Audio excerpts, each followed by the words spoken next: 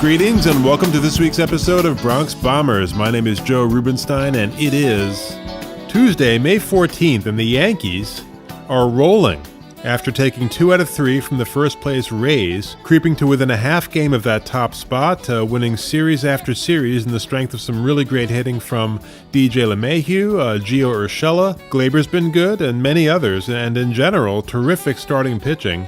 Domingo Germán, but Masahiro Tanaka pitched an absolute gem on Sunday, outpitching Blake Snell, throttling and mystifying that surprisingly potent Tampa lineup. And the Yankees did prevail despite a lengthy power outage in Tropicana Field. That stadium needs to be incinerated. Just burn it to the ground and replace it with a Chuck E. Cheese. That is not a professional baseball stadium by any stretch of the imagination. That is an absolute dumpster fire, and I'm sure that the Rays' 15 fans will not mind. You can follow us on Twitter. @BombersPodcast is the handle. You can also send us questions. We'll try to answer in our mailbag segment here on the podcast. You can like us on Facebook, subscribe to our show on iTunes or Stitcher. We're on Spotify as well. And as always, you can send your comments and questions to us via Twitter or Facebook. Really, however you'd like to engage with us. We love engaging with you. Back in a moment. We are joined this week on Bronx Bombers by our good friend Dr. Paul Semendinger. Paul is the editor-in-chief of the great Yankee blog Start Spreading the News. Highly recommend it.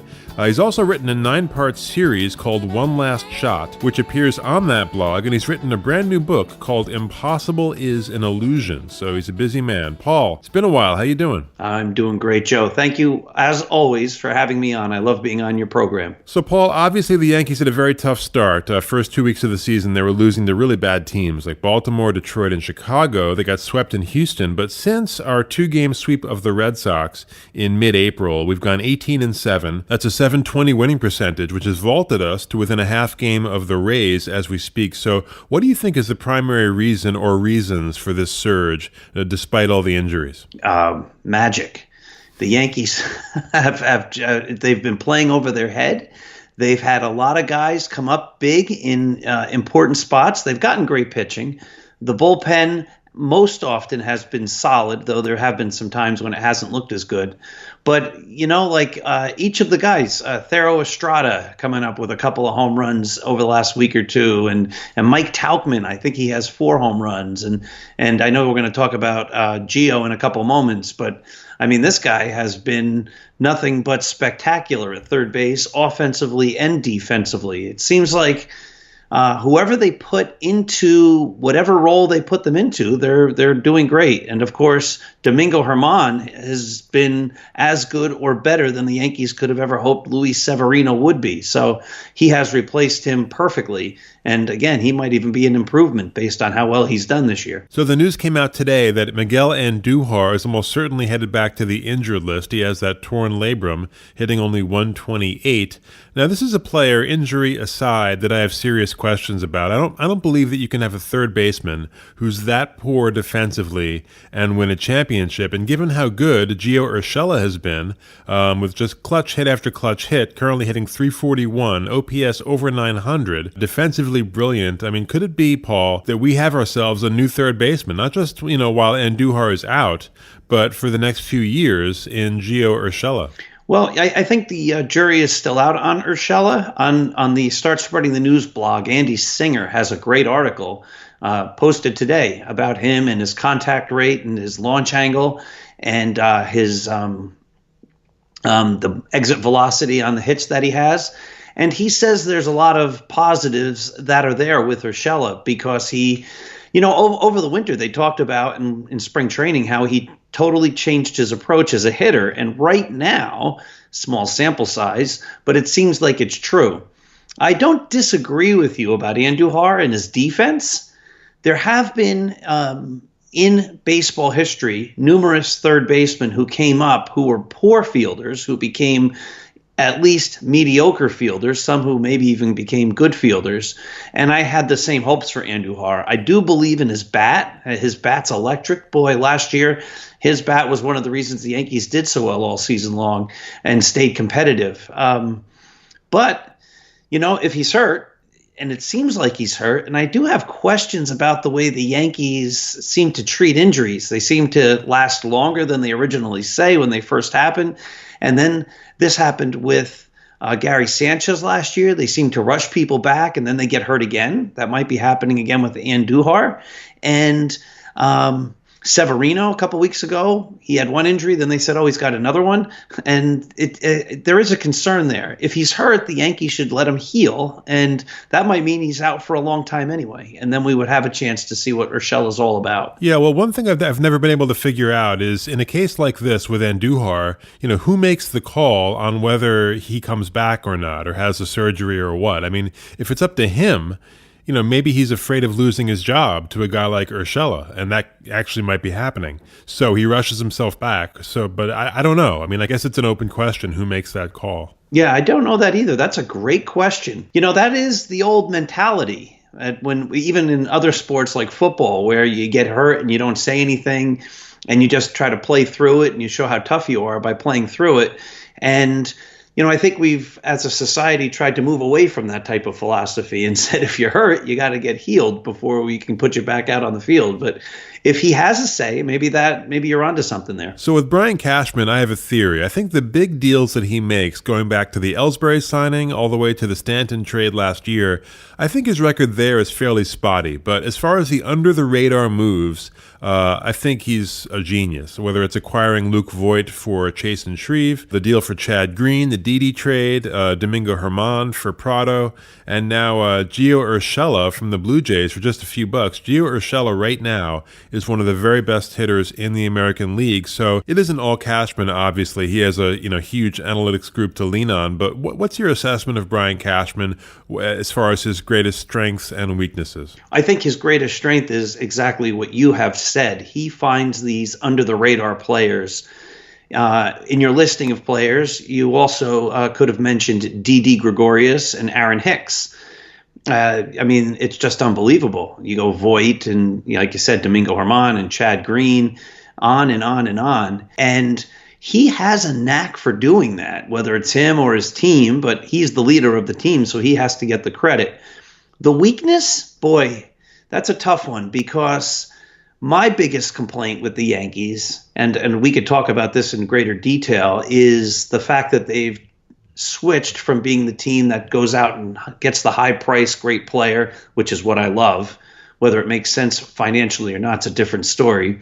And they've gone away from that. But is that Cashman's fault, or is that ownership, or is that Cashman and ownership? I don't know the answer to that. Well, after reading Inside the Empire, which I reviewed on our last podcast, I think it's mostly Cashman making the calls, but the one directive coming from Steinbrenner is not to go over the salary cap and incur severe penalties, which kind of makes sense. I mean, the Red Sox are doing that, and they're paying a ton every year for going over the cap in penalties. But I do think that, yes, they haven't gone after the big money guys, at least not this offseason, but that has been offset to an extent by the kind of depth that we're seeing right now. Yes, I do think you're correct in that these under-the-radar deals have kept the Yankees competitive. That goes back to your first question as well. Now, I will argue, and I do argue, and I write about this, that I want the Yankees to always go after the big-time player. I love when they get the superstar. And obviously that's not part of their business model anymore. I could argue that they've created this in their fan base. Anybody my age or younger has lived through the Yankees claiming to be the team that always gets the great players and all that.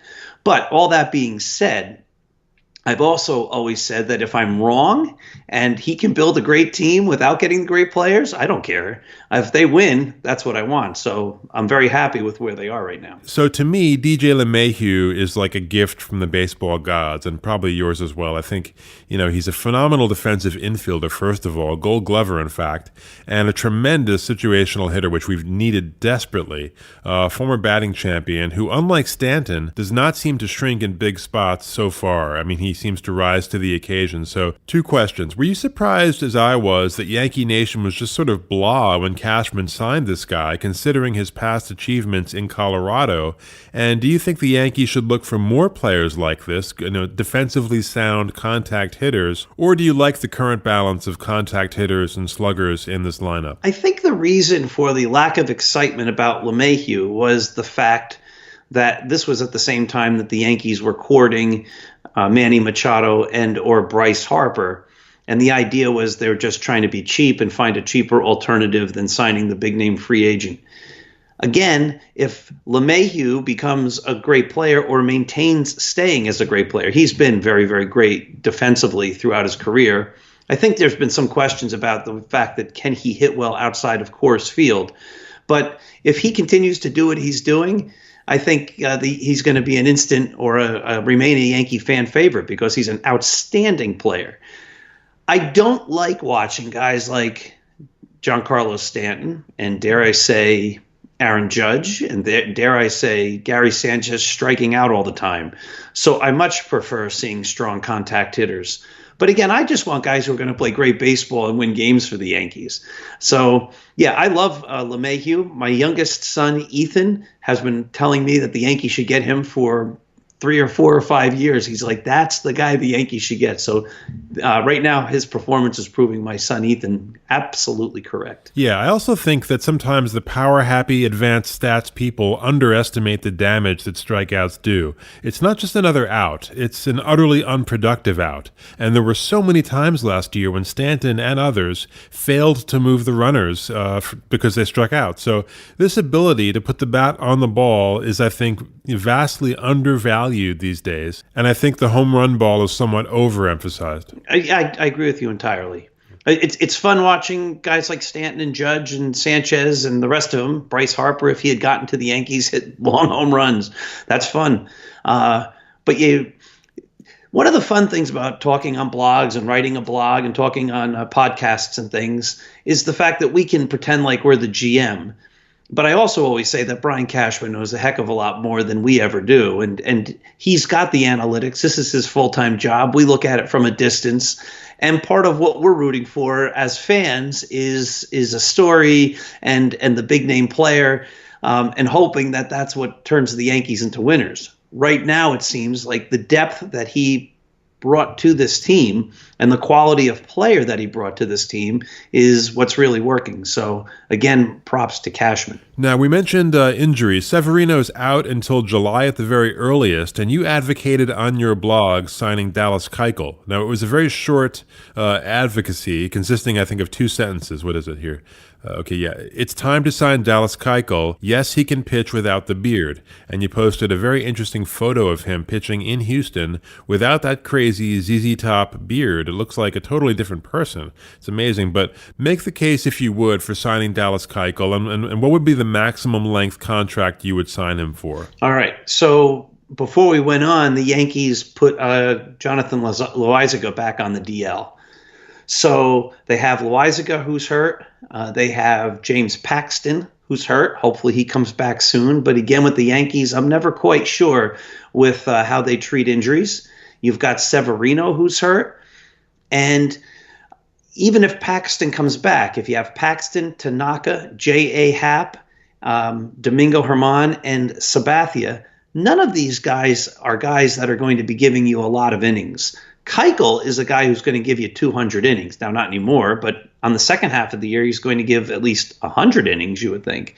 Everybody says that he's old. He's 31. He's not that old. And I think he's a quality pitcher, and you need quality pitchers, and the Yankees could use another starting pitcher. And so and he's the best one out there. I think he's much better than Madison Bumgarner at this point. And all he costs is money. You don't have to give up any prospects. You don't have to give up any of your major league talent in order to get him. Now, another big question in Yankee fans' minds is what happens when Stanton comes back. His style of hitting, at least in pinstripes, has been like polar opposite from the kind of put the bat on the ball approach that has served LaMahieu, Urshela, and others so well. The strikeout totals, as we know, were record-setting last year for Stanton. Now, Now, who do you think loses their job, first of all, when he comes back? And are you concerned that he disrupts the chemistry that this team has right now? I'm not really concerned about the chemistry. I think Stanton is a superstar, and if he plays as he should, as he did this last season down in Florida, I mean, he'll only help. So I don't think he's going to disrupt the chemistry. Again, I am concerned about all the strikeouts, but yeah, you obviously balance that with a guy who's one of the most feared hitters in the game when he's on. So what would my lineup be? At this point, Stanton would move to DH. I'd put Clint Frazier in left. I would have Aaron Hicks in center. And I like Cameron Maybin right now, maybe in right field, or maybe put Stanton in right field. I think Brett Gardner is best as a fourth outfielder. I just don't like playing him every day. He is old, and he does wear down throughout his history in the second half of the season. So he's done well enough for the Yankees. He's given them some consistent play, but I don't know how long he can keep playing every day. So he would be the odd man out for me as a fourth outfielder, playing on and off instead of every day. Agreed. And I was against that re-signing, actually. And I was also against the re-signing of Sabathia, which seemed to offend or annoy a lot of people on Twitter. I strongly believe that you don't sign what the player was 5 years ago. You sign what the player is now. And Sabathia, quite frankly, has been running out of gas earlier and earlier every year. But what did you think of that re-signing, Sabathia? Because we didn't get a chance to talk over the winter. No, we didn't. I agree with you entirely. Sometimes when we do these things and we write these posts as well, people equate when you're concerned about them signing a player with somehow you're against that player or you don't like that player. I think there was very good reasons for not re-signing CC Sabathia because he doesn't give you a whole lot of innings, and it seems like he's been doing it with smoke and mirrors for the last couple of years and getting by without great stuff and just barely getting by and giving the Yankees barely 5 innings, which then taxes the bullpen. I understand bringing him back. I understand he's a clubhouse leader. I understand everybody loves him, which are big reasons to bring him back. And I think we all do. I think the fact that there's questions about how long he's going to last this year. He also had heart surgery over the winter. And he's not the best. He's not a guy who's in the best of shape when it comes to his knees and his legs. And so I think there were great reasons not to bring him back. That doesn't say we didn't love or don't love CC Sabathia. That is to say that there might have been better guys to get to solidify the starting rotation. But again, if he's winning, and he is, and he's been a lot of fun to watch this year, I'm happy to be wrong. I think that's the other thing people think, like, if we're wrong, we get angry. No. If I'm wrong about Sabathia and he wins a bunch of games, that's great. I'm happy to be wrong. To me, though, he hasn't looked that great. I mean, he did lose on Saturday, and there's been a ton of walks and lots of traffic during the 5 innings or so he manages during his starts. But he is winning the games. I mean, he a couple of times he stopped some losing streaks, which somehow he's been doing that consistently year after year. So there has to be something to it. Now, I would be remiss if I did not ask about 2 recent creative productions of yours. The first, a 9-part blog series called One Last Shot, a real-life baseball story, which resonated strongly with me as I approach my 50th birthday next month. I think you recently passed that half-century mark. And the other, years in the making, I gather, is a book called Impossible is an Illusion, a collection of motivational writings. But let's start with the blog series. Tell the listeners, if you would, a little about One Last Shot. Well, you're very nice to indulge me on this. So, long story short, I was never a great baseball player, and I never even made varsity. I stopped playing my junior year in high school for various reasons, one of which there was this cute girl that I really liked, and I needed a car, and my parents made me pay for gas and car insurance, and I couldn't play ball and have a job at the same time. The good news with that is that cute girl married me, and we've been happily married for 27 years. So there's a happy ending there. But the point being, I never played varsity, and I never really was a good ball player anyway when it came to baseball. But through some fun circumstances, I was offered a chance to play on a baseball team. And I said, I probably am too old to hit because I don't think I can hit at all anymore. I can hit in softball, but I can't hit a baseball. And I don't trust my reflexes enough to play competitive baseball on the infield or even in the outfield. But I said, I think I might be able to pitch. And they said, if you think you can pitch, we'll have you be our pitcher. This was a brand new team. And so I said, all right, so 34 years after I last pitched a game as a junior in high school, as a 50-year-old guy, I'm giving it one last shot to see what I can do pitching in a men's baseball league in northern New Jersey for guys that are 35 and older. So I'm pretty much the oldest guy out on the field each time.